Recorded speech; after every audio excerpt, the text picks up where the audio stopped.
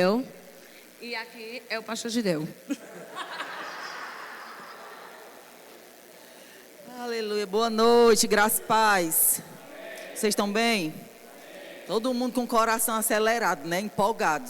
Eu disse, Gideu, se tu errasse meu sapato, eu ia ficar consternada, porque é o único que é desse tamanho, né? As mulheres tudo com o pé bem pequenininho, o único 40, se ele errasse.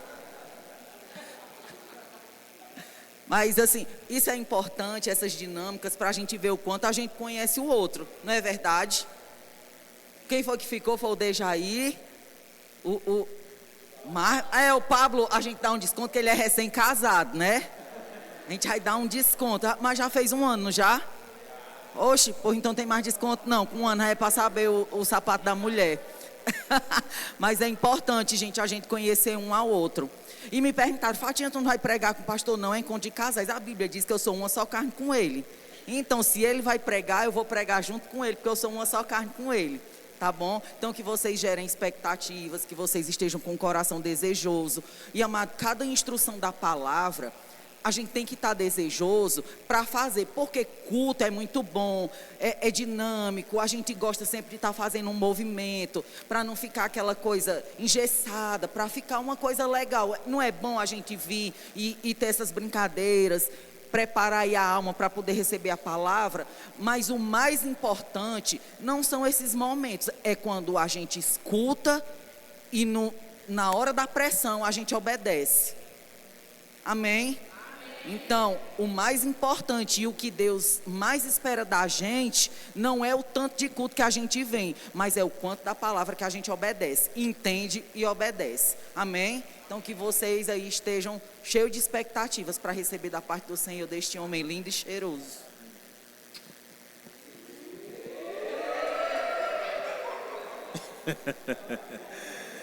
Glória a Deus. Eu acredito que hoje tem festa na tenda de Abraão. Boa noite, irmãos, paz, amém?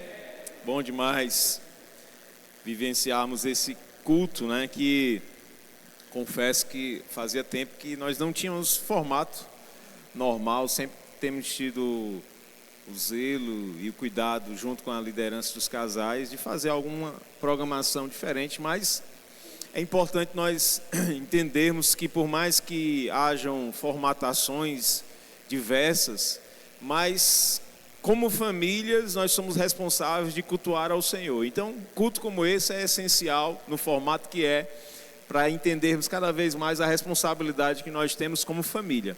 Amém? E quando fui convidado para ministrar no dia de hoje, na noite de hoje, eu fiquei pensando muita coisa no que poderíamos estar conversando e sempre estava saltando no meu coração algumas coisas que na verdade são atribuídas à administração. Tem alguém aqui formado no curso de administração? Pronto, Dianinha. Mas hoje é um conceito muito batido, ou seja, um conceito muito difundido. A gente chega em algumas instituições, algumas empresas e fica lá estampado no início delas, no hall delas, a missão, a visão e valores. Alguém já viu isso? Em algum momento, em algum lugar? E quando a gente fala de família, de casal, né? Eu sei que quando nós vamos escolher o nosso cônjuge, a gente não pensa nisso, né? A gente pensa nos olhos, nas pernas, né? No corpo, no carisma, né? Na boa conversa, enfim, no cabelo. A gente pensa muito naquilo que nos atraiu, não é assim? Mas a partir do momento que passamos esse momento, escolhemos, namoramos, noivamos, casamos e formamos aí sim uma família. No conceito de Deus, a família é como uma instituição. E é a instituição mais poderosa da terra. É a primeira instituição estabelecida sobre a terra. Deus cria primeiramente o homem e a mulher e eles formam uma família. E aí eu quero só colocar esse conceito de missão, visão e valores. Você pode até pesquisar, dar um Google e você vai ver que aparece como uma forma de um tripé estratégico que define uma identidade, propósito e cultura de uma empresa. E aí o interessante é que esses conceitos que regem uma empresa, uma instituição, ela começa pela missão. E a missão é: por que existimos? Por que você existe como família, como casal? A visão é o que queremos ser. Como casal, como família, o que nós queremos ser. E os valores é como nós agimos. E aí, eu pensando a respeito disso aqui, a gente não consegue mensurar muito bem, às vezes, dentro dessa escala, né? Nós como famílias, nós precisamos entender a nossa missão, a nossa visão, os nossos valores. Mas quando nós olhamos para a criação que nós tivemos dos nossos pais, se você parar um pouquinho, você vai ver esse conceito lá estabelecido. Não dito, mas estabelecido. A missão dos seus pais, os valores que eles carregavam, a visão que eles tinham. E isso refletiu em nós. Isso colocou em nós uma identidade. De repente você vai olhar para o seu pai, para a sua mãe, e vai ver que eles eram focados, que eles tinham valores que você até hoje carrega para você. Hoje a gente sabe muito bem que o que mais se perdeu foi a palavra de um homem. Antes se dizia que se fazia negócio no fio do bigode. Quem lembra disso? Não, aqui está dito, meu amigo. O que eu digo, por mais que desse prejuízo, eu sustento. Hoje, o cara faz contrato, bota advogado e o povo ainda não cumpre a palavra. Não é assim? Não tem valor. Só que quando nós olhamos para nós como igreja, como família cristã, isso não pode se perder entre nós. A missão, por que nós somos família, por que nós constituímos uma família? Porque se você que é casado, e principalmente agora eu falo para os homens, se você não sabe aonde você está indo, você não está levando a sua família a lugar nenhum. Você precisa ter uma visão definida aonde você vai levar a sua família, ou seja, a missão que você carrega como cabeça. Porque a nossa missão como homem não é só pagar as contas e encher o bucho da mulher e dos meninos, não. É muito mais. Principalmente quando nós conhecemos ao Senhor, irmãos, nós temos essa missão de levar a nossa casa sempre debaixo da mão poderosa do Senhor. Somos nós que somos os guardiões do bem-estar da nossa casa. E a visão que nós temos em relação como família é de saber aonde nós vamos chegar. Você está aqui? Então a nossa palavra ela precisa valer tão quanto os atos que nós dizemos que fazemos. Porque, e eu falo isso, né, como eu negocio, eu vendo algumas coisas. Eu estava até comentando com o Gabriel, eu vendi uma moto para um camarada 2 vezes, e 2 vezes ele desistiu. É aquele negócio, está feito. E você sabe, pronto, foi.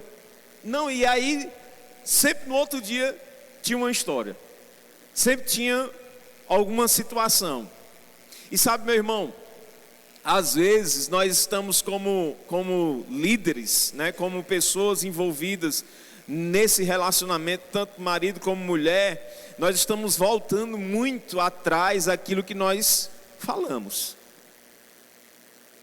Porque nós negociamos rapidamente por ter intimidade, e aí dissemos, não, mas vai entender.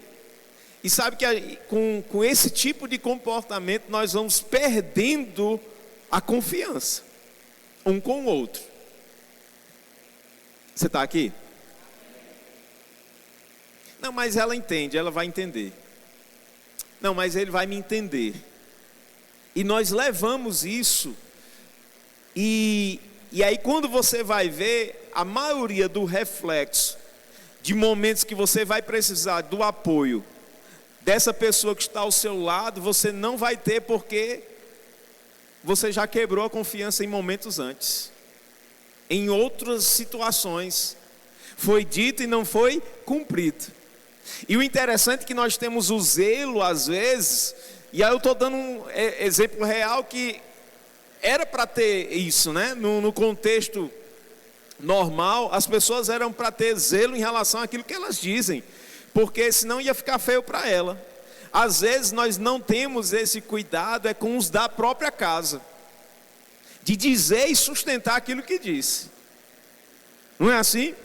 Eu tenho procurado me policiar, e Fatinha é minha testemunha aqui, de uns tempos para cá, de aquilo que eu digo, eu cumpra. Por mais que a preguiça bata. Porque se tem um camarada que não gosta de fazer coisas dentro de casa, só eu. Alguém se identifica aqui comigo? Eu não gosto de apregar um prego na parede. Eu não gosto de trocar uma lâmpada. Eu não gosto de fazer a troca da torneira que está vazando. Eu não gosto, irmão, dessas coisas. Eu gosto é de que me solte no meio da rua para eu estar resolvendo as coisas. Mas fazer dentro de casa, eu não gosto de tirar o lixo. De juntar o lixo do banheiro, dos 2 banheiros lá em casa, juntar o da área de serviço e colocar lá fora. Eu não gosto de fazer isso, segunda, quarta e sexta.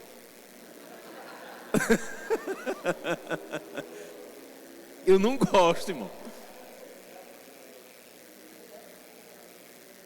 O que eu gosto é de levantar cedo, e aí eu faço o café.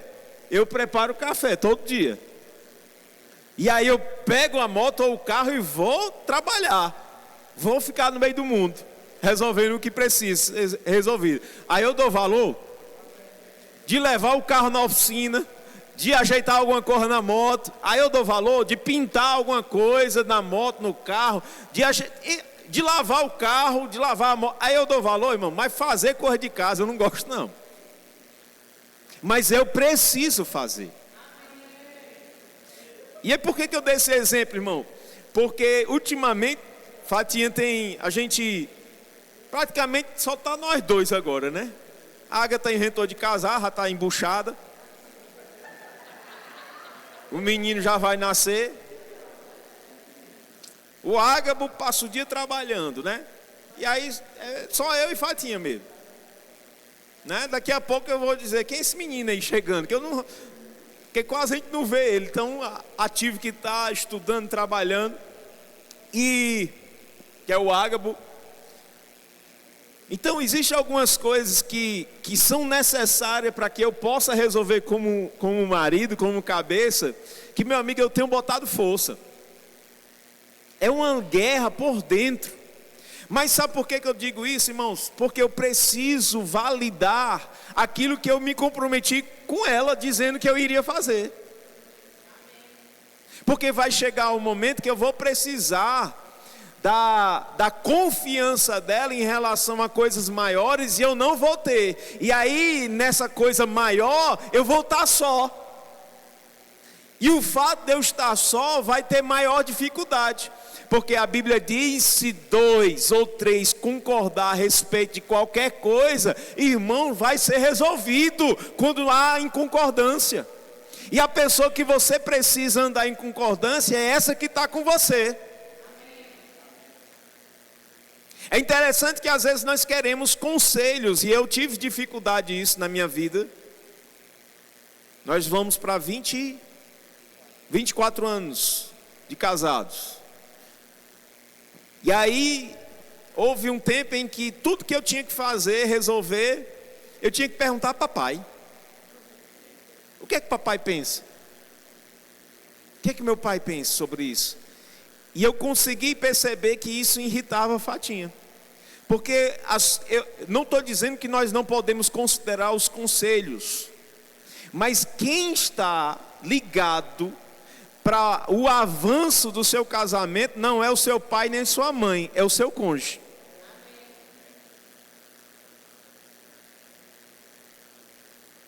E uma coisa é certa: se não houver concordância, não avance. Porque se você avançar e der errado, você vai ouvir: bem que eu te avisei. Ei, é ruim, viu? Graças a Deus ninguém nunca teve isso aqui, só eu. Né? Nunca, bem que eu te disse. Eu te avisei. É ruim, irmão, porque mexe com o ego do homem.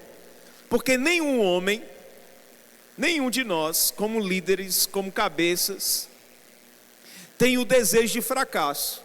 Porque está na nossa essência, Deus projetou assim: sujeitar, dominar e governar.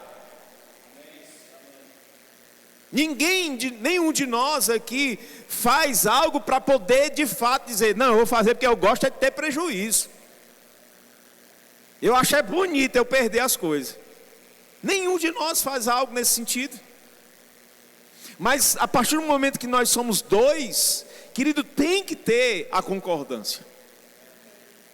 Tem que ter isso bem claro em nós, esses conceitos, como uma missão, como uma visão e como valores. Porque a Bíblia é clara em dizer, o apóstolo Paulo, lá em 1 Timóteo, ele diz: se você não tem cuidado dos seus, e especialmente dos da sua casa, tem negado a fé e é pior que um descrente. É pior que um descrente. Então, a nossa palavra, aquilo que nós falamos, e quando eu estou dizendo isso, não é só o homem não, é a mulher também. A nossa palavra, ela tem que ter maior peso com o nosso cônjuge do que os cônjuges de fora. Quando eu falei sobre essa banalização do não segurar aquilo que diz lá fora, isso de fato é o que acontece. Mas isso não pode estar afetando o que nós somos dentro de casa. Você está aqui? Geralmente, uma das maiores crises, ou vamos dizer assim, o início de crises que começam a acontecer nos relacionamentos é a falta de confiança. E isso está associado à sua palavra. A sua palavra, o que você diz. Porque nós vamos dizendo: não, é só uma besteirinha aqui, né? Não, depois eu faço. Depois não sei o quê. E você vai minando o teu poder de influência com o teu cônjuge. Minando. Ou seja, você vai estar só se sabotando. Quantos lembram do momento do seu relacionamento? De que você prometia, quando estava ainda no período da paquera, da conquista, você prometia e você fazia um esforço para cumprir aquilo que você prometia, sim ou não?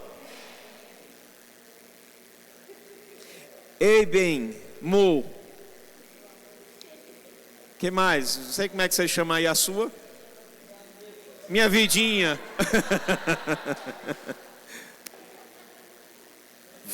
Nós vamos passear para tal lugar. De repente aconteciam os imprevistos, mas você não queria falhar com a sua palavra. Não é assim? Porque foi gerada uma expectativa. Você não queria voltar atrás. Por mais que de repente, no momento, a paixão aflorescida, um ou outro pudesse dizer, não, eu compreendo. Mas na verdade tinha uma frustração por trás. E aí você fazia o esforço para cumprir aquilo que você tinha prometido. E o interessante é que nós deveríamos ter maior zelo é agora. Você está aqui? Nós caímos na vala comum de acharmos, minha mulher. É só a minha mulher. Não, ela é a pessoa mais importante na sua vida hoje. Você está aqui? A maioria aqui já tem filhos, não é assim? Eu amo minha filha, eu amo meu filho, mas eles não estão na escala de valor acima da minha esposa. Eu tenho a missão de criá-los, eu tenho uma visão de apontar o destino para a vida deles enquanto eles estavam comigo, e eu gerava valores para que eles possam levar isso como um legado. Mas é normal chegar a essa fase como aconteceu com a gente. Nós morávamos com papai e mamãe, não era não? E chegou o tempo de nós sairmos e constituir a nossa própria casa, ter a nossa própria família. É normal, isso é o comum. Então, a partir do momento que nós constituímos uma família, a pessoa mais preciosa, mais valiosa é quem está com você agora. Não pode ser, os filhos jamais vão ocupar, vão substituir esse lugar. Porque senão nós vamos estar distorcendo o que diz as Escrituras. Você está comigo? E essa unidade dentro da nossa casa, ela precisa ser preservada pelo amor e pelo respeito. Amor não é sentimento. Diga comigo, amor não é sentimento.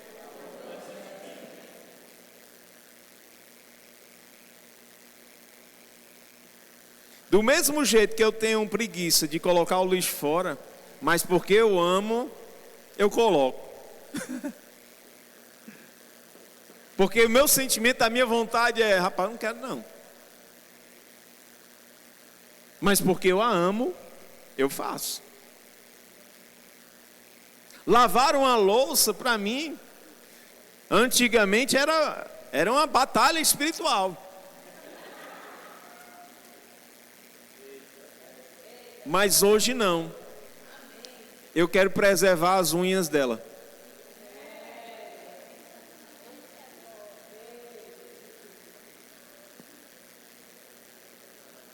Não cai a sua mão, se você lavar a louça. Você sabia? Algum dos homens já fez o teste aqui? Não ou fez? Dou ficou nervoso?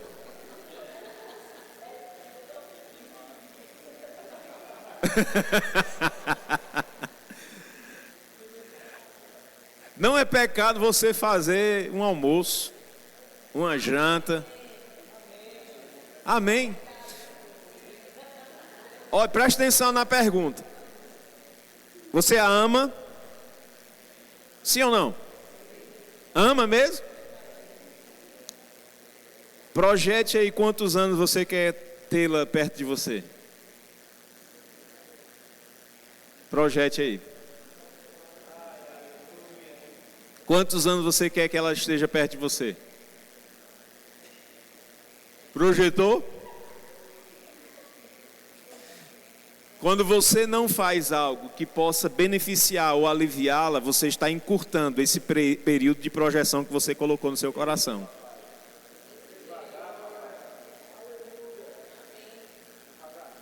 Amém? Se nós não tivermos esse entendimento, e o contrário da mesma forma, irmão.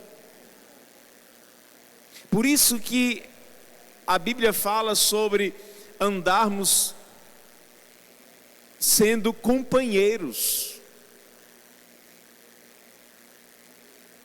distribuindo as cargas. Porque eu não sei se você gosta, eu gosto. Quando eu estou debaixo de alguma situação, de desabafar com ela. E ela me conhece. Eu chego às vezes, eu falo algumas broncas que a gente tem da igreja, de algum irmão. E eu falo com veemência, né? Rapaz, fulano, cicrano, e tal. No começo ela pensava, mas tu não vai fazer isso não, né? E graças a Deus ela já sabe que eu não faço, né? De repente eu dou aqueles meus rompantes. Mas quando eu chego perto da pessoa, eu sou amor, só love.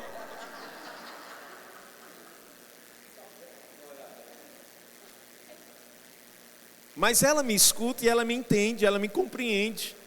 Porque eu preciso, às vezes, soltar mesmo essas pressões. Não é descarregar, é soltar. É soltar somente. Não é atribuir o maior peso da situação sobre ela, não, é só desabafo. Porque a pessoa mais correta para você desabafar algum moído é o seu cônjuge. Porque de fato, a pessoa que está perto de você, ela não vai medir você somente por aquela situação, sim ou não? Ela não vai gerar uma imagem. Se você quer soltar o que você está passando com pessoas terceiras, de repente aquela pessoa ela vai até te ouvir, mas ela vai ter uma leitura sobre você que aquilo vai macular a sua imagem diante dela. Porque ela não vai ter maturidade para compreender o momento, a situação que você está vivenciando. Irmãos, se tem uma missão para nós como um casal, é de proteger a nossa casa, a nossa família. Você deve ser um cordeiro diante dos outros, mas um leão diante das circunstâncias concernente àquilo que se levanta contra a sua casa. Um leão. Defender com toda força a sua casa, os seus. Porque você conhece essa pessoa que está ao seu lado, sim ou não? Você sabe muito bem o que você passou para chegar até aqui. Com ela, com ele. Cada um aqui tem a sua história. Cada um aqui tem até a sua música. Eita, essa música. Aí a lágrima já começa, né? Porque lembra aquela situação, lembra nós dois, lembra o começo.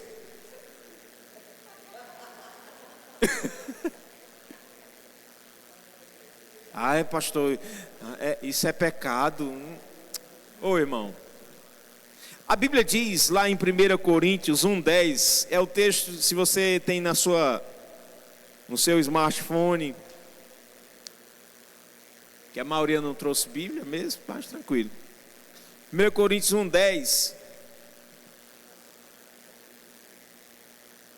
A gente vê esse texto, e o nosso ministério usa muito ele, no contexto de igreja, de ministério, né? 1 Coríntios 1:10. Aí ele diz assim, ó: rogo-vos, irmãos, pelo nome de nosso Senhor Jesus Cristo, que faleis todos a mesma coisa, e que não haja entre vós o quê? Divisões, antes sejam inteiramente unidos na mesma disposição mental e no mesmo parecer. Que tal nós aplicarmos esse texto na nossa casa?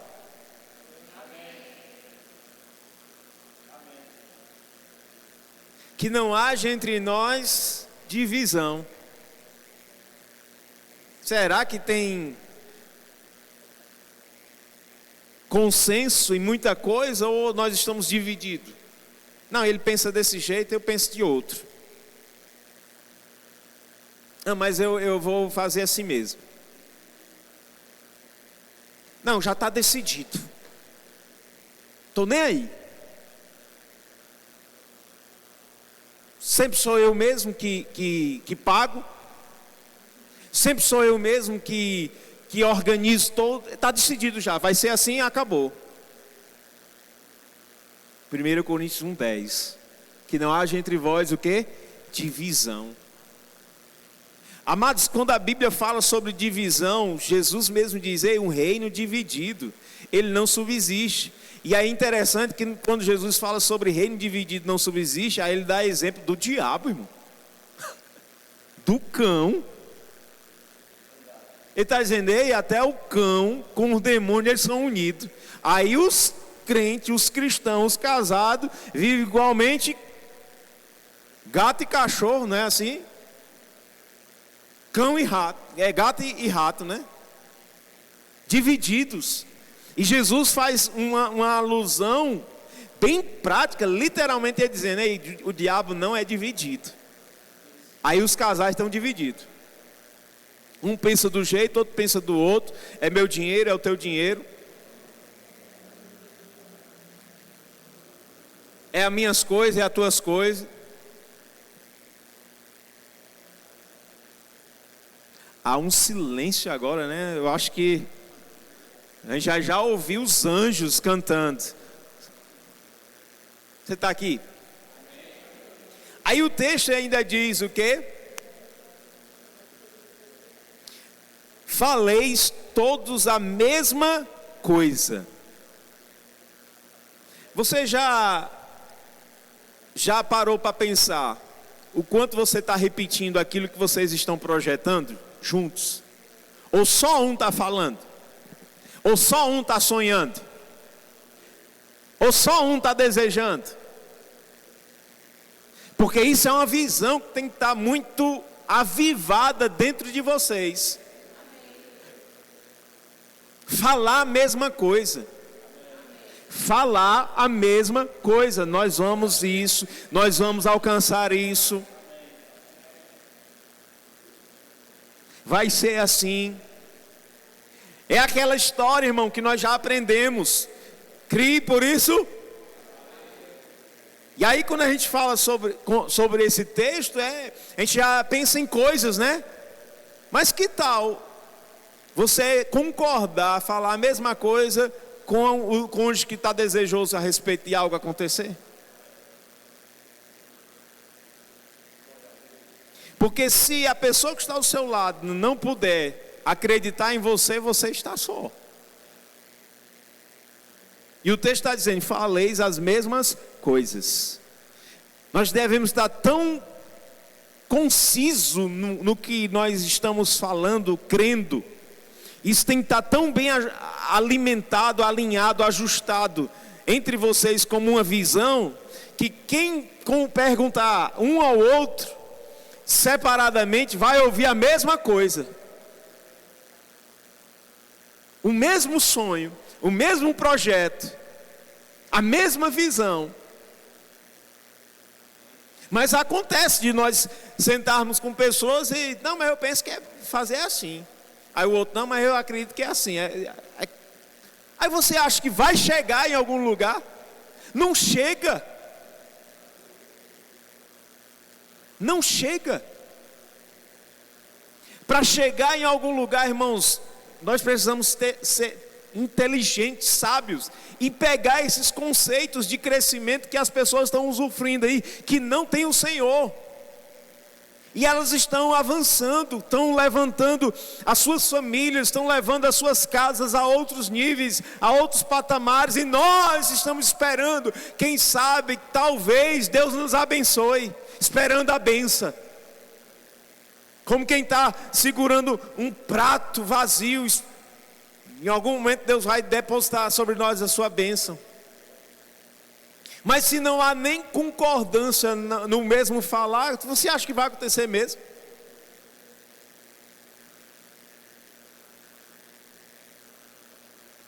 Aí ele diz: sejais inteiramente unidos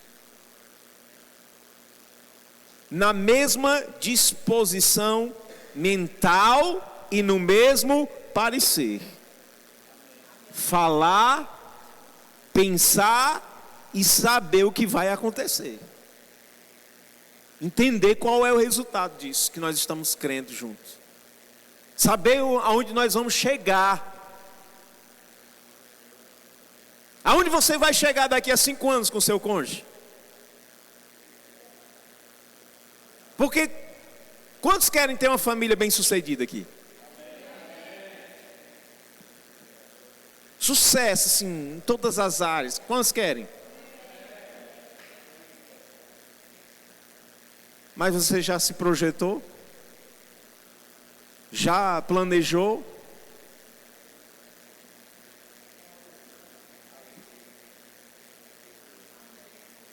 Irmãos, esse conceito, essa maneira como as pessoas crescem, ela está ligado a um posicionamento, e isso é intencional.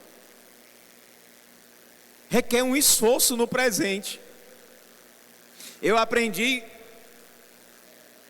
eu ouvi do meu pai e eu tenho repetidamente falado a mesma coisa. Os dias, os anos, os meses, vai passar para todo mundo do mesmo jeito. Se você não fizer nada, nada vai acontecer. E ponto final. Quem estiver fazendo alguma coisa mediante o tempo que está se passando, vai estar crescendo. Mas se nós não fizermos nada, vai continuar na mesmice. Vai passar mais 1 ano, 2 anos, 3 anos, e vai estar no mesmo jeito. E aí a gente, como família, a gente vai estar só se aguentando. Não, porque eu já estou casado mesmo. Vamos aguentar aqui até Jesus voltar. Porque não tem mais jeito não. Não muda. Ixi.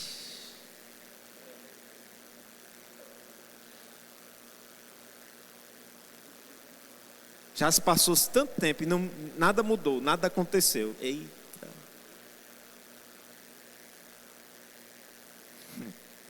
É igual uma vez eu e o Ágabo, a gente assistindo, ouvindo no carro uma rádio. E aí o pregador disse, né? Essa situação que está acontecendo, eu já estou sentindo na epiderme da minha alma. Aí o Ágabo ficou assim, é legal que ele, tem hora que quando ele não entende, ele faz uns balançados de cabeça assim. Ele disse, epiderme da alma, a pele da alma. Onde é que esse camarada tirou?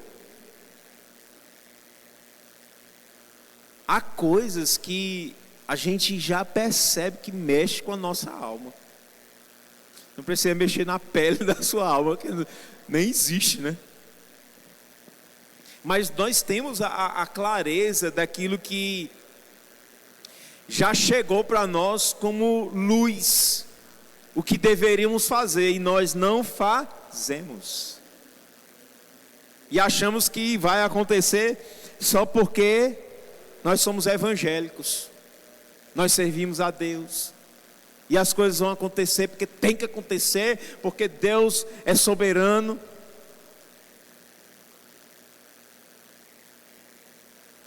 Esse entendimento é como se quem está querendo ser atropelado por uma carreta. Porque se Deus de fato fizesse o que Ele deseja fazer conosco, nós não teríamos estrutura para receber. Nós nem aguentaríamos, é como se fosse uma carreta atropelando. Mas Deus quer, irmão, se manifestar nas nossas vidas poderosamente, mas nós precisamos estar unidos. entendendo qual é a nossa missão como família, entendendo qual é o nosso propósito como família, entendendo qual é a visão que nós temos como família, entendendo qual é os valores que nós temos como família. Isso tem que estar muito avivado mesmo em nós. Porque quem ama estar casado aqui? Sabia que isso é uma vocação? Você foi vocacionado a estar casado. Porque a Bíblia diz lá em Efésios 4:1: rogo-vos, pois eu, preso do Senhor, que andeis como é digno da vossa vocação que fostes chamado. Você não foi chamado para viver como um eunuco. Você foi chamado para viver como um casado. Então, desempenhe bem esse chamado. Porque nós queremos, desempenhar bem o chamado ministerial. Mas estar casado, viver como uma família, é um ministério.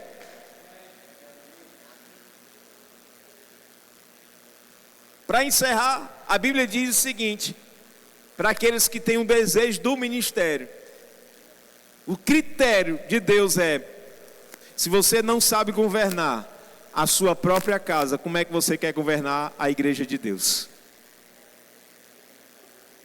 Se você não sabe levar a sua casa para cumprir o propósito de Deus, a sua família, como é que você quer levantar-se como ministro da palavra de Deus, se você não sabe nem ministrar para a sua própria casa? Se você não sabe nem governar os seus, como é que tu quer ensinar os outros? Benção. Vai dar certo mesmo um negócio desse? Não vai, irmão. Você vai se tornar um hipócrita. Vai estar vivendo uma mentira.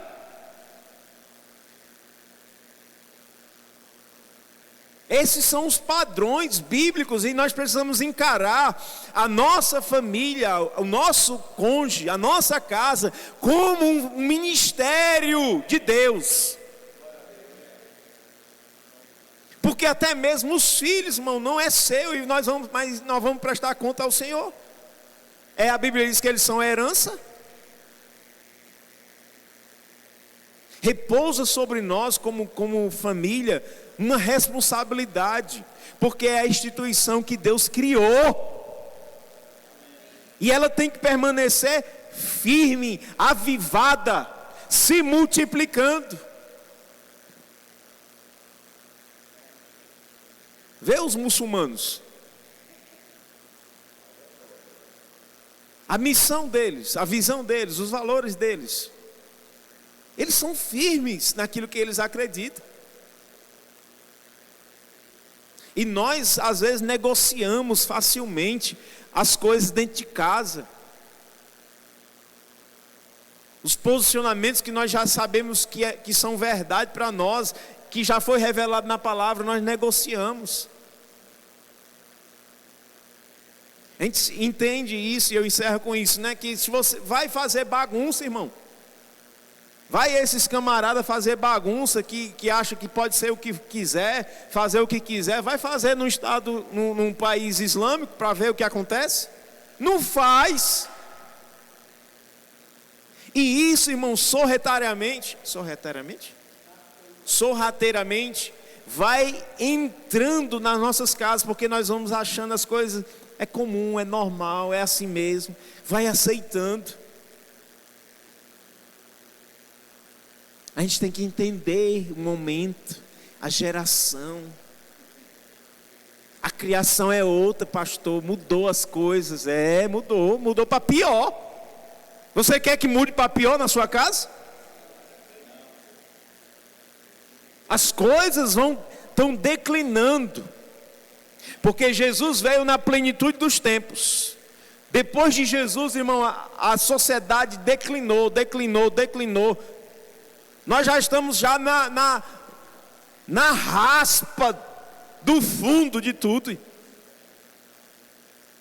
porque é uma loucura atrás da outra.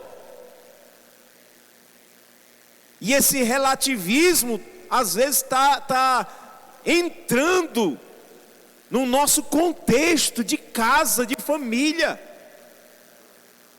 Então estabeleça, como casal, como família, a sua missão, a sua visão e o seu valor dentro da sua casa. Administre a sua casa como uma verdadeira instituição de sucesso, de prosperidade, que é a sua família, que Deus confiou a você.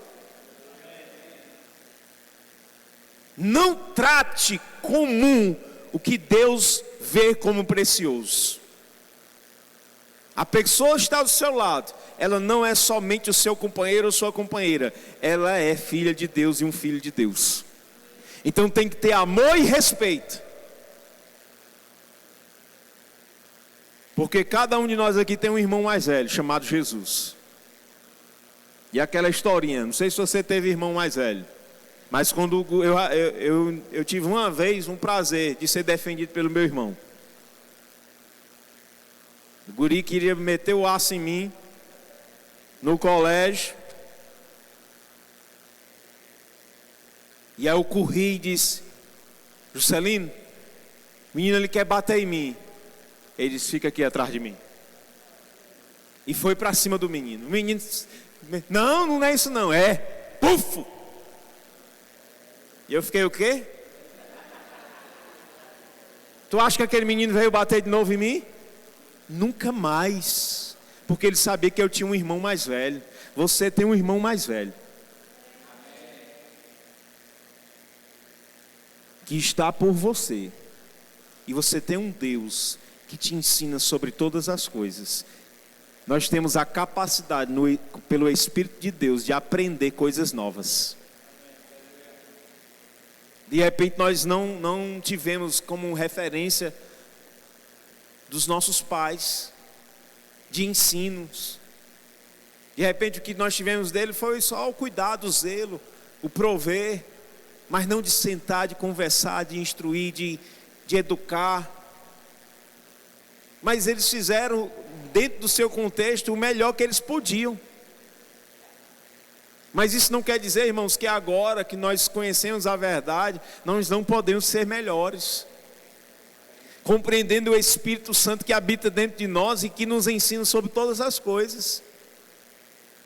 Nós podemos ficar cada vez melhor. Nosso relacionamento pode viver coisas melhores, extraordinárias. Amém?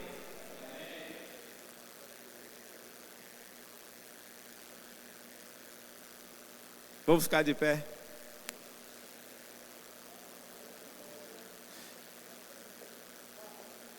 Eu acho que, principalmente os que já têm filhos, já fizeram algumas técnicas quando tem mais de um, né? Para fazer as pazes entre os meninos quando arengam um com o outro. Eu lembro não se preocupe que você sempre vai ser um exemplo, né? Você e Ágabo, né? Quando eles estavam se pegando, aí Fatinha colocava um para orar pelo outro. E repetindo, não sei quantas vezes eu te amo. 10 vezes, né? Cada um, eu te amo, eu te amo. Era muito mais, não era? Eu acho que a gente precisa usar essas técnicas um com o outro, não é não? Quando estiver arengando, é dizer: me perdoe, eu te amo, eu te amo, eu te amo, eu te amo, eu te amo. E orar no final, um pelo outro. Amém?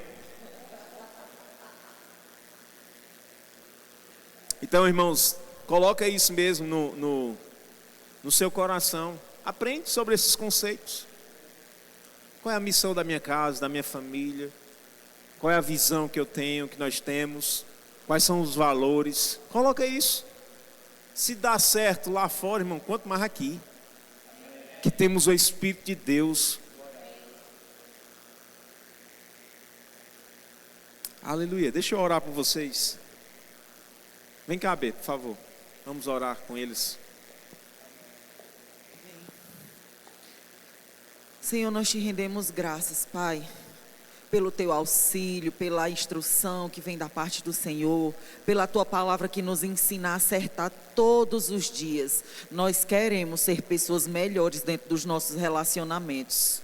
Eu oro, Pai, para que haja sabedoria divina, para que haja consciência da tua presença, que haja temor e tremor, para que nós não venhamos a errar com o nosso cônjuge. Eu sei que essas coisas elas são inevitáveis por sermos pessoas diferentes, criações diferentes, situações diferentes, mas que não precise ter tanto dano, tanto dolo um com o outro, que nós não venhamos machucar quem nós mais amamos, que nós tenhamos, Senhor, maturidade de entender que quando o momento não estiver bom, não é hora de tentar questionar um ao outro, hora de tentar interpelar o que é certo e o que é errado. Pai, em nome de Jesus, nós precisamos dessa sabedoria divina para também ensinarmos aos nossos filhos. Eu sei que ao longo da caminhada nós podemos até tropeçar, mas nós podemos, Senhor, ter muito mais acertos do que erro. Eu te rendo graças, Pai, por casamentos prósperos,